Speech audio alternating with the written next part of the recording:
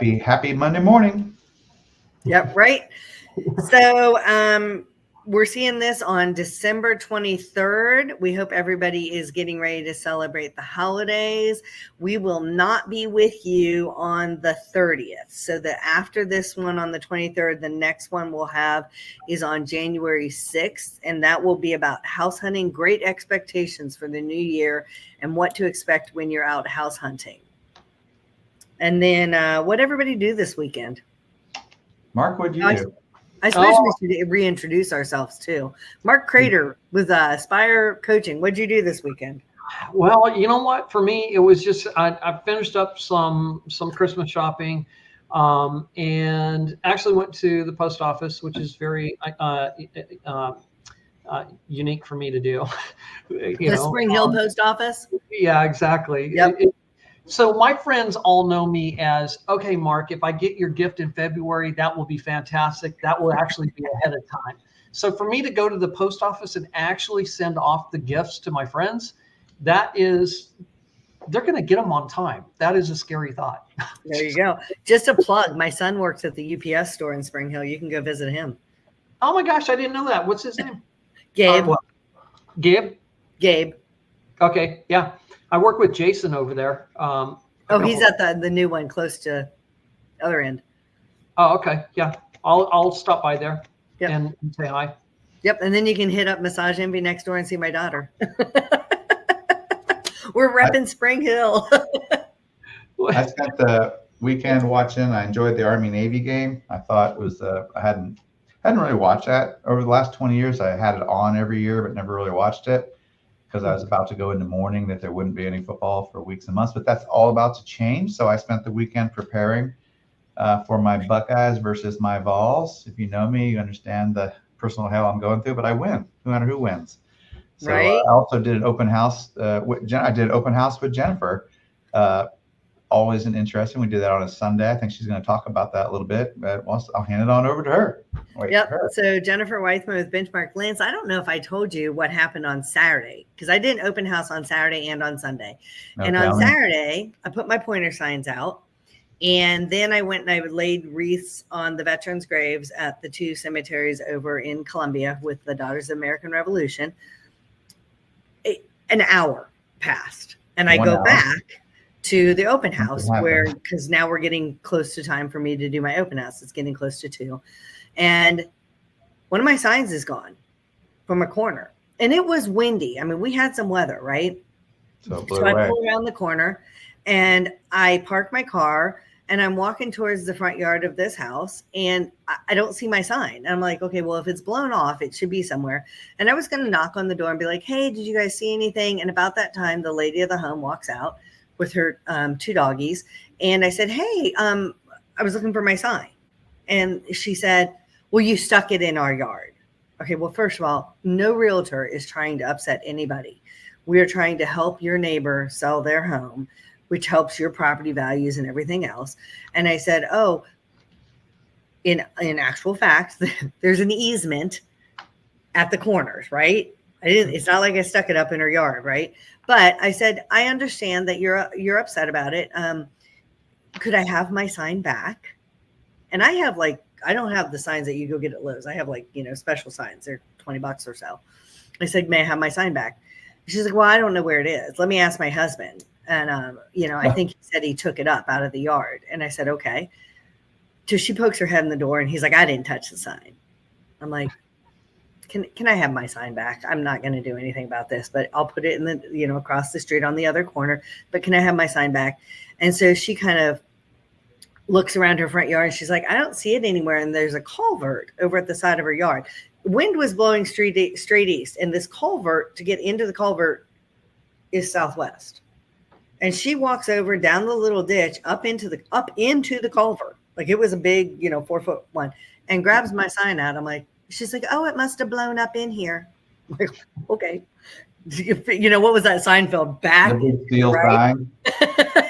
The bullet thing back. It does get windy in Tennessee. Like it doesn't blow like that. But okay, I got my sign back. But nobody's trying to upset anybody. But it's happened more than once at an open house. People don't understand there's an easement at the edge of their property. Anyway, That's my little bit of a challenge that realtors face.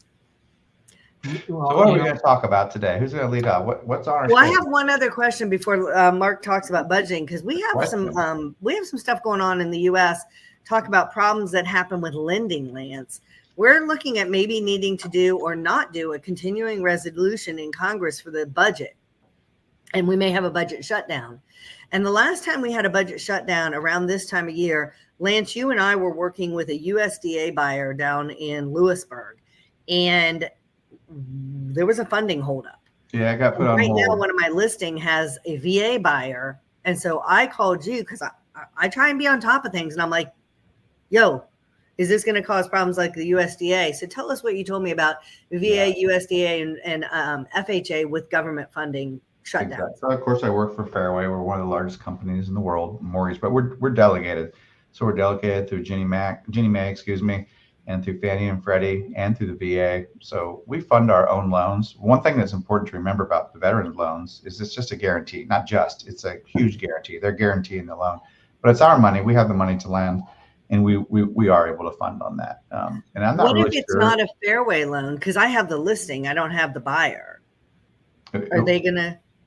The VA doesn't. There's not a VA lending like I want to be careful with my words when I say direct. I am a direct VA lender. Sure. But there is no such thing as talking straight to the VA about it. They don't. That's the government. They don't do that. They guarantee it and they guarantee it. How about that? But sellers out there don't need to worry about having to necessarily do closing extensions because of the government shutdown. No, the USDA, I honestly can't tell you, but it is true. We were into that a couple of years ago. But there is some sort of flow issue with USDA when that happens, and it's very rare. I think it's with the stamping of approval to finalize that loan, because it has to go from your underwriter back to their underwriter back to your underwriter or something like that. And we're delegated. So on the things I was just talking about, conventional, FHA, and VA, we're delegated. So we are the stamp. Yeah. Based on our performance and our audits, et cetera. That makes sense. All right. So Mark, what do you have for us today? Yeah. No does not mean no, because I always heard no meant no. But what? No does mean no. So we are going to go through budgeting and basically zero-based budgeting, and I'm going to present a practical guide to budgeting, and we'll have a small little example in the presentation. So, okay, and this is for when people have applied for a loan and Lance is like, "Hey, I can't. You're not quite there yet, right?" Or they're stuck in a lease and we want to improve where they are going to be by the time they're done. Maybe they could buy right now, but they're in a lease and something like that. Is that right? Yeah, absolutely. I really want to take what you guys presented in the first two podcasts or the last two episodes and tie this together to go from maybe it's no, not yet, but it will be yes in the future. So, and the one skill set that really gets us to that no, not yet, but yes in the future is building your budgeting skills. I'm gonna start off by let me share out my screen. Yeah, that'd be great. Yeah, we'll start there. Just bear with me as I go through this. You're fine. While you do that, I'm going to talk to Lance. Lance, there's been some nonsense going on. UT's my second team. Ohio State's my first. But what have the volunteers been doing? Because it's been geeking me out, making me laugh. They've been trolling. They've just been trolling big time. For example, they went on Twitter and they put a plan to steal the goalpost when they win, how to get them to the Olentangy River, the most direct route between Scene Center and the stadium. Oh my God. Mapping it out. And then they went on Wikipedia and named it's the shoe, the house that so-and-so built. And then at the bottom, they put Neyland North. Oh my goodness. And they did that on Google Maps. They did the same thing on Google Maps. I love great trash talk. I do. Now, we're not going to talk trash today, even though some people think budgets are trash. What do you have for us, Mark? Well, you know what? I got it. I'm going to get into this, but I'm going to put a plug in for the Longhorns. Sorry. Hook'em Horns. You're next. Exactly. Absolutely. I'm going to have to be right back. You guys are hilarious. So I want to tie all of this together. The last two episodes that we had in the realtor process and the steps that you went through, Jennifer, Lance, the mortgage process that you went through in those steps. I want to tie this together and really focus on and kind of the message that you have it down at the bottom of the screen. No does not always mean no. It may just mean not yet. And really what takes us from no, not yet to yes is building the budgeting skills and taking, which is the foundation of taking control of our finances. In my practice, in my business, I will honestly say 90 to 95% of the success of my clients going from having debt to no debt has been the budgeting process. And I'll even go as, for my own journey, that truly was the one thing that took me from debt to no debt. So with that being said, today's presentation is a zero-based budgeting, a practical guide. A zero-based budget is a powerful approach to financial management. My name is Mark Crader. I'm the founder of Aspyre Coaching. I have been trained by Ramsey Solutions and currently a Ramsey Preferred Coach. I've also gone through the John Maxwell Certified Coaching Program and adopted some of those, both principles from both companies in that training, in my coaching. So let's define a budget, because when we hear the word budget, a lot of times we hear, oh no, what can I not do? And so I want you guys to keep that in your mind. But what is budgeting? Budgeting is the process of creating a plan. And that's the key word, to allocate income towards expenses, debts, savings, and financial goals. The key point in that bullet point is it's a plan. And I'd like to expand that by saying a budget is a spending plan. It helps individuals and organizations manage resources effectively and make informed decisions. When we don't know what we're spending our money on, then how can we make informed decisions? And then finally, as I said before in the first bulleted point, budgeting is a spending plan and a roadmap for your finances for the coming month. What we're going to learn through zero-based budgeting is that we're going to learn what our spending plan is going to be for the coming month. So let's start by talking about an introduction to zero-based budgeting. What is zero-based budgeting? Zero-based budgeting is a budgeting method where every expense must be justified for the new period. In this case, a per month basis. I love what Dave Ramsey says, and I really don't know of any other way to say this, but in a zero-based budget, every dollar has a purpose, and every purpose is assigned a dollar, and that is the real scope of what zero-based budgeting is. Every month it resets to zero, and so then we recreate our spending plan for the next coming month. The budget is built before the start of every month, and we embark on allocating our income to our expenses until we reach zero. In my coaching practice, I always, for my clients, always send out a reminder about a week before the end of the month to remind them that they should be building their budget for the coming month. You want to have that budget built prior to the month starting. And so you're building a spending plan for the coming month. And when we transition to that month, then that becomes really the controlling document and the controlling mindset of what you're going to be spending money on. So how zero-based budgeting works. Step number one, identify all the sources of your income. Grab a calendar, look at when your paychecks are coming in, and mark that on the calendar. Grab a sheet of paper. In my coaching practice, I have pre-built templates to provide all of the help for you and to organize all of this, so you don't have to do any of that work.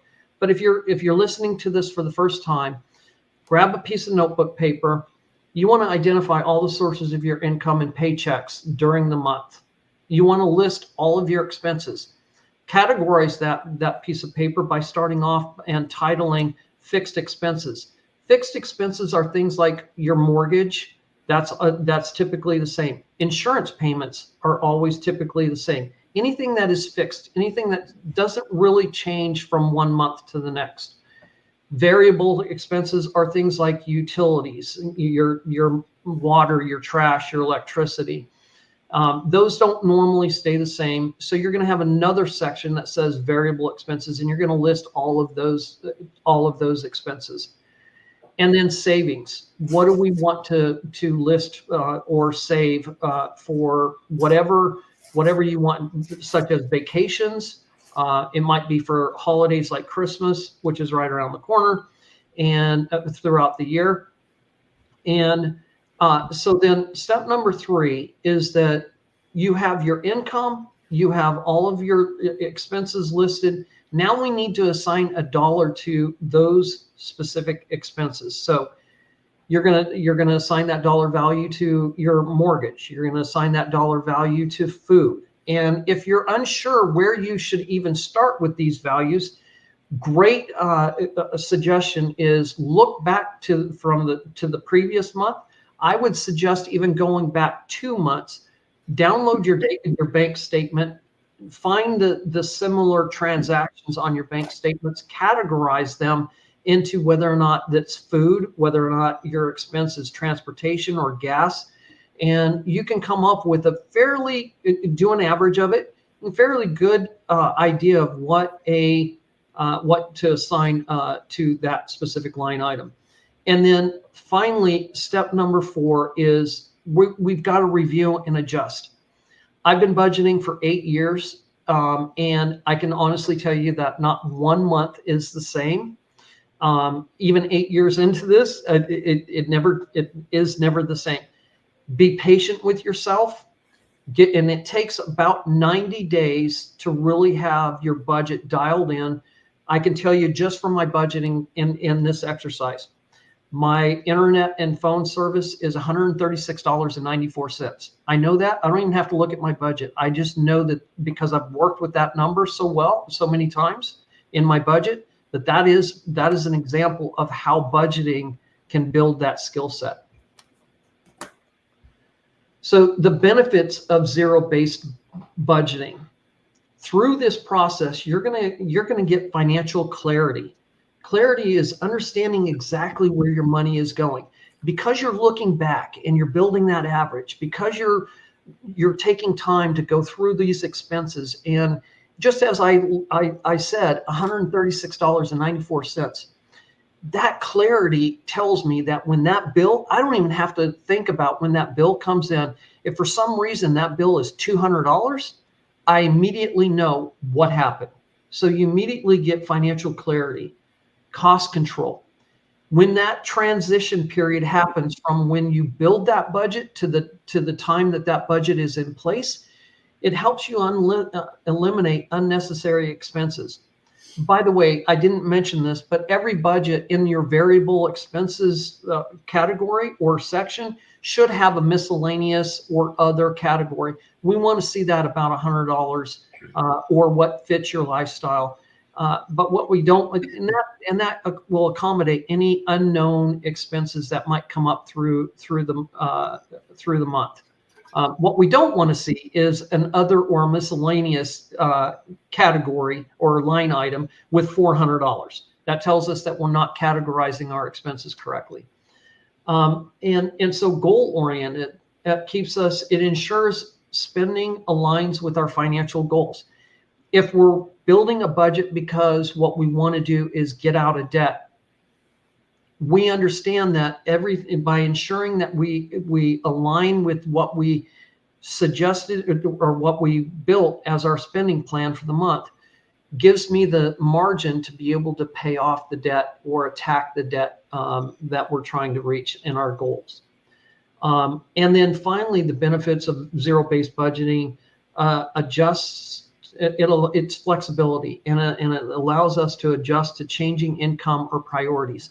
One of the things that I would suggest in your income section when you're listing out your paychecks, add a line item that says other, because quite honestly, there's always a check that seems to show up out of nowhere. Of course, I like that.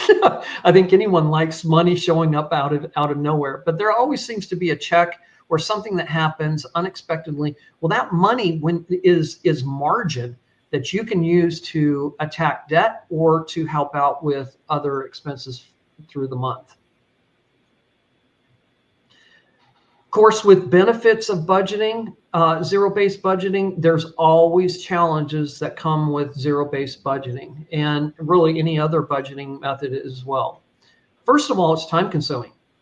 It requires detailed tracking and planning.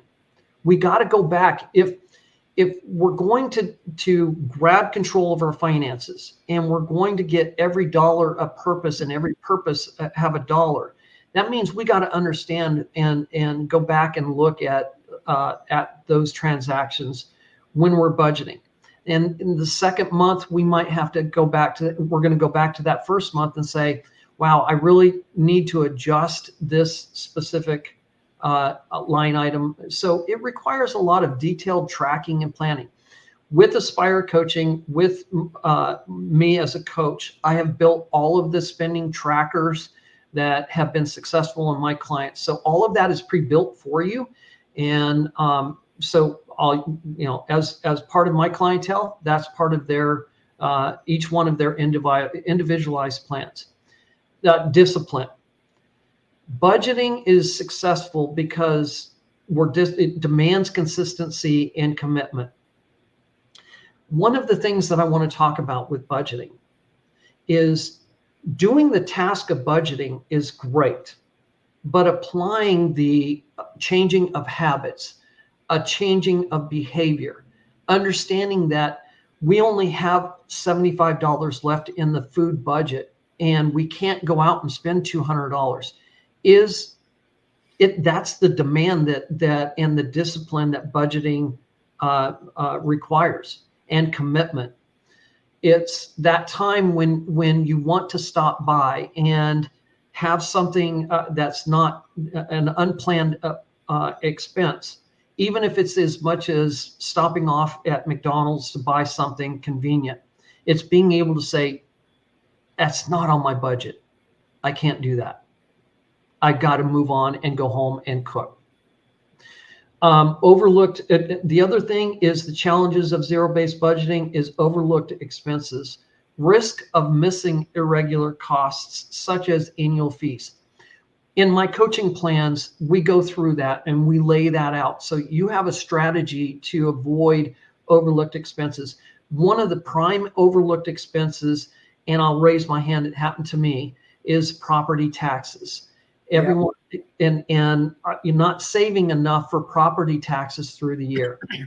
And so that is an overlooked risk, and we'll mitigate those risks. Believe me, I learned my lesson. Who should use zero-based budgeting? It's best for individuals and families aiming to gain control over their finances. Even organizations seeking to cut costs and improve efficiency. Remember, in this budgeting method, income minus expenses equals zero.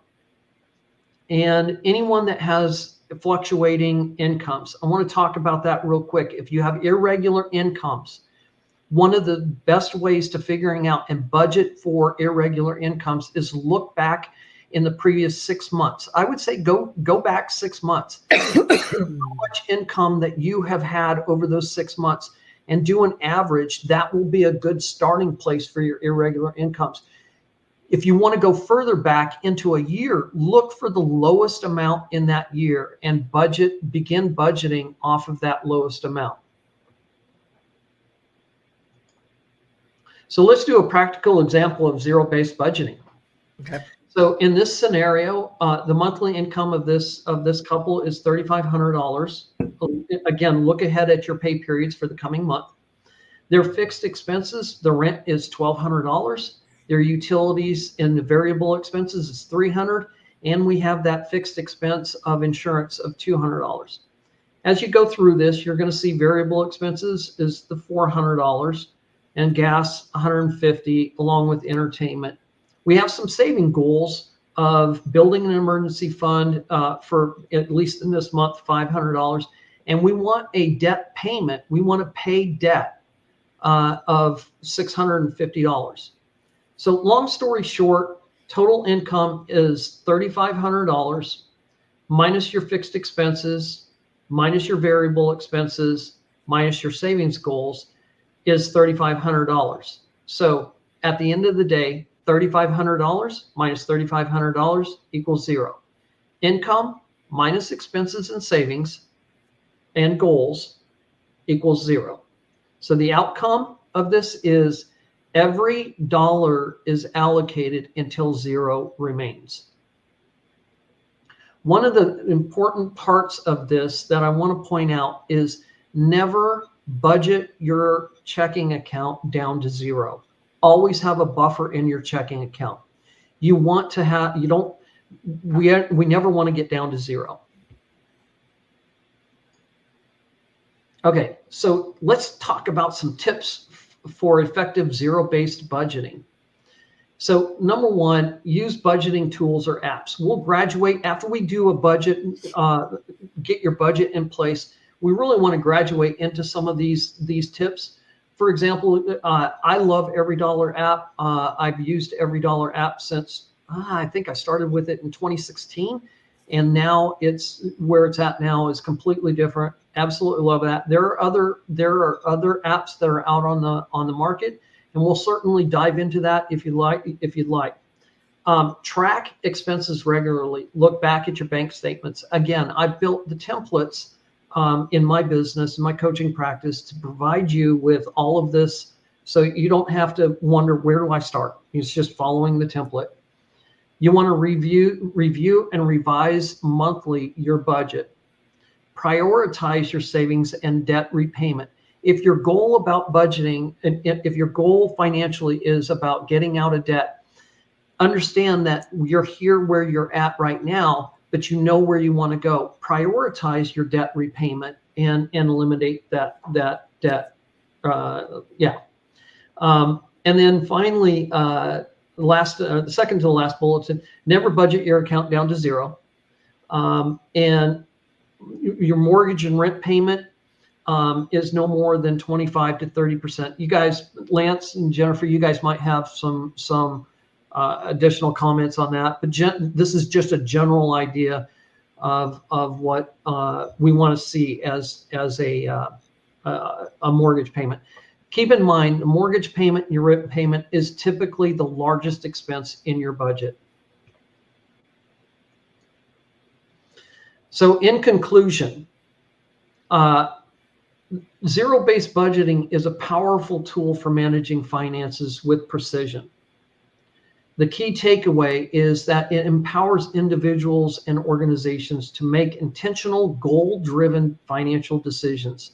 And I'm going to call you to action, because as a financial coach, it's not only important to provide the information, provide the help and guiding people to get to where they want to go, but it's also to have a great CTA, and that is start your zero-based budget today. Take control of your financial future now. And that's my call to action. So I want to open this up for questions and answers. Yeah. Yeah, you want to unshare? I have some notes. I'm sure Lance does too. Sure. I'm glad you mentioned irregular income, because, it's hard, especially in real estate. Like, sometimes I usually do 2 closings a month, but there are times, and honestly, 2024 has been a really slow and up and down year where you have these big gaps. So I try and sit on 3 to 6 months of expenses. And then I am curious how many people that you've worked with this year have just really come to you and been like, the irregular expenses are out of control.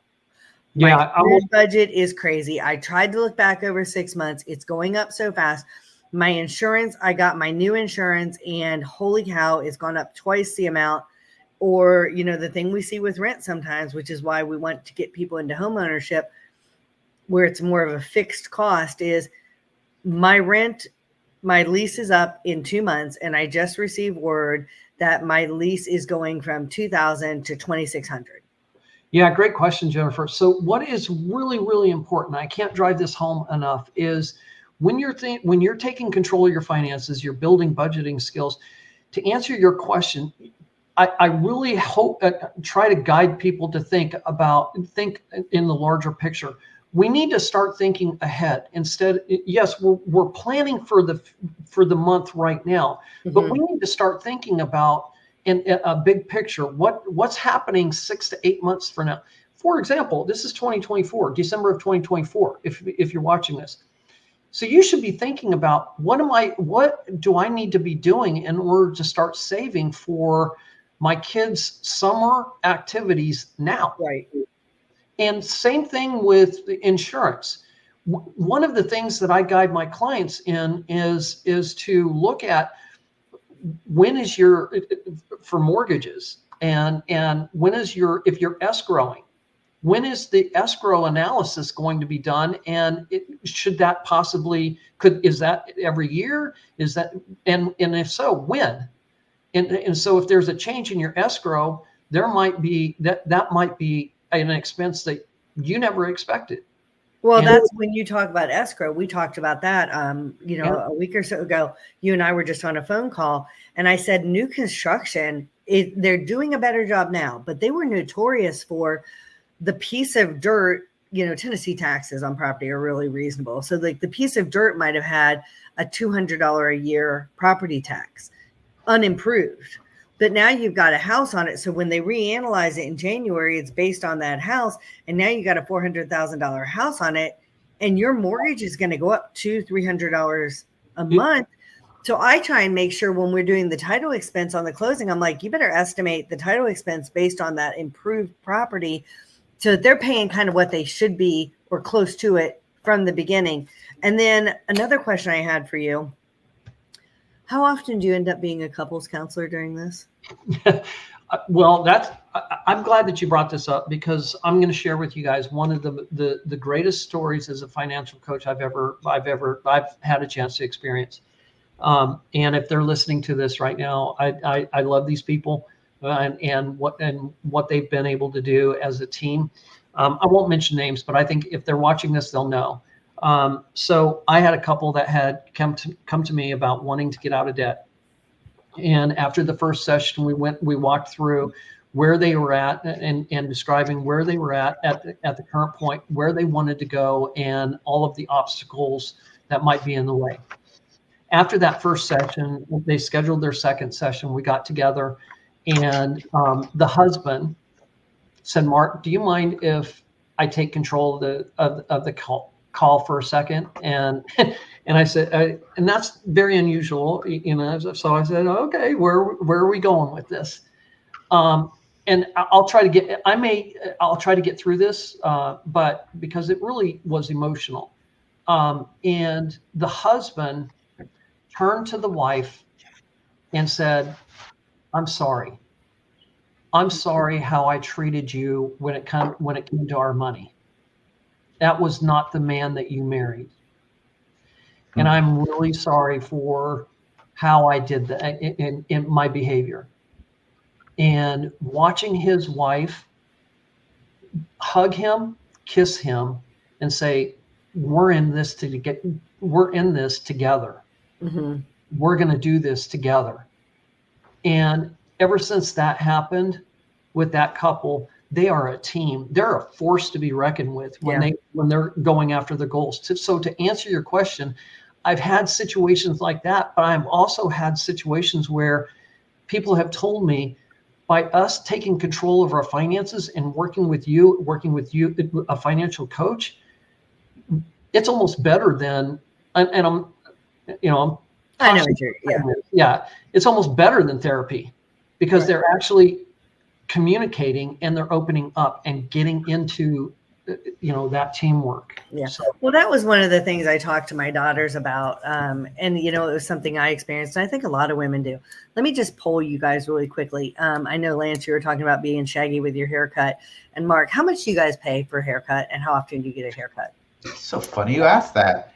I pay $8.99 when I get my Great Clips card. Perfect. Mark? Well, I financial coach here. I basically $20 at Great Clips. So Lance, I need to talk to you about where you're getting that. This is a Great Clips $8.99 card. Yeah, I'm not getting one of those, so I need to talk to them. So, do you guys think that your significant other would pay $9 or $20 for a haircut? Negative, Ghost Rider. Do you know how much a haircut for a female in Franklin, Tennessee costs? $150 to $175. And then you add any color or anything else, and you're in the 300. And it is really hard. So now here's my other question too. And how do you equate that? That's inequality, right? Right. And then you account and like I mean, I don't know. And I'm not like, I don't want to get too far into the sexist weeds and all that stuff, but women can't repeat their clothing as the same way a man can. Right. And I'm not saying that we can't budget, but there are constraints and things that have to be worked through along those lines. So I'm positive that's something that you would come up against. Because everybody has the same goal, but we have different problems. Right, exactly. Every situation is unique, and from the perspective and how I handle that is understanding where we're at right now. And I reference this all the time. But the key to answering your question is, what are we willing to give up in order to grow up? Right. Meaning where we want to go. And I agree, Jennifer. The requirements, and I don't know if that's the right word, but the needs of women with clothing, with presentation, and haircuts, all of that is far greater than a man. I can tell you right now, a man's clothing, 4 different pair of pants, all earth tone, and you can have any shirt, belt, and shoes match it, and you're done. I mean, it's that easy. Do you know that is exactly why I ended up staying home when I had my first set of twins? Wow. The money that I was making, we calculated that after we paid for the 2 girls to be in daycare, and it's exponentially increased now for daycare, but the money that we would have paid for daycare and what I would have taken home was $50 every 2 weeks. And it did not cover even if I brown bagged it almost every day. Occasionally you're going to have to eat out. Something's going on at the office or what have you. Didn't account for that. Didn't account for having to have a professional presentation, as I sit here in a long sleeve t-shirt today, whatever. But it didn't account for that. And it didn't account for the gas for the car and the higher tax bracket we were going to be in. And my ex and I both had stay-at-home moms, and there was a whole home economic thing that I knew that I could add more value to our family at that point, staying home than working outside of the home with the age our kids were. But the upkeep for a female professional was one of the huge deciding factors. Yeah, I will not disagree with that. And the thing that we've got to realize is about the budgeting is if it's in your budget. Okay, we can do something if it's in your budget. If it's not in your budget, adding it to your budget and adjusting it in order.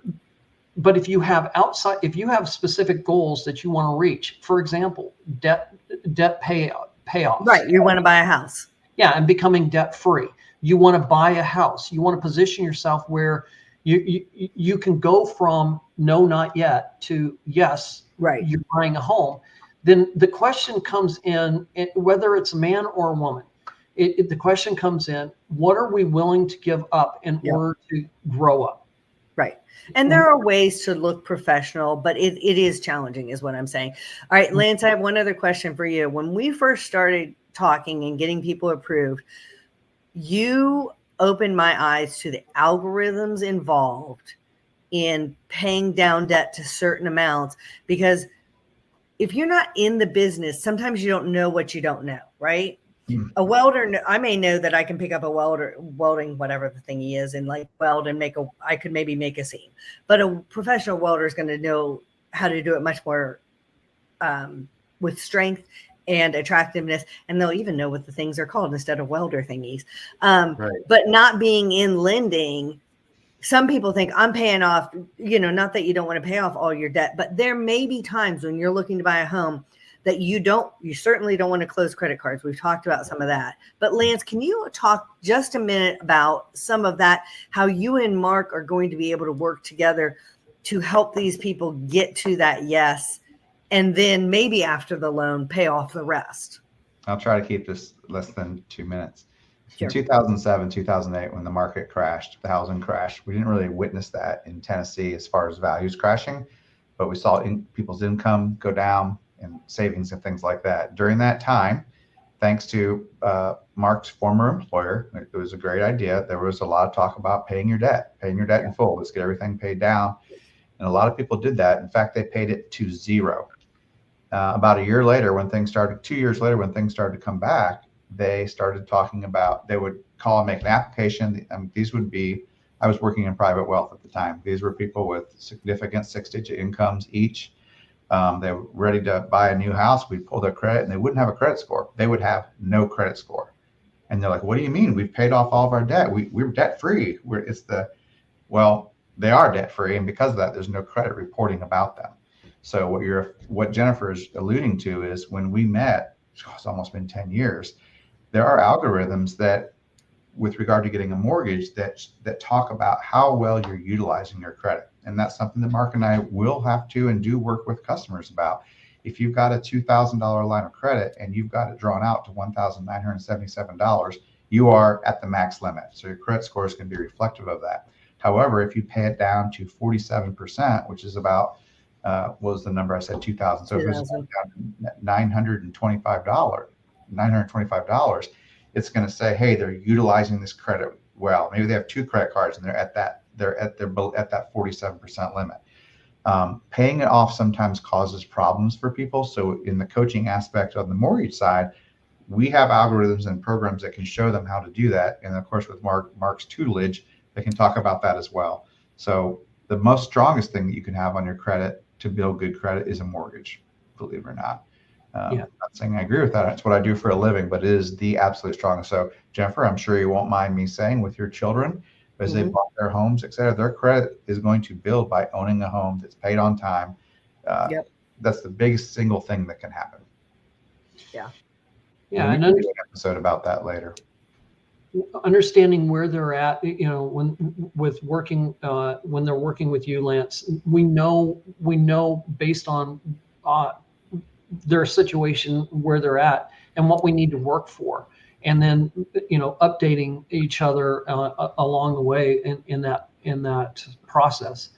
I'd love to do a segment on that, Jennifer. We could do a wedding schedule for 30 minutes and show people.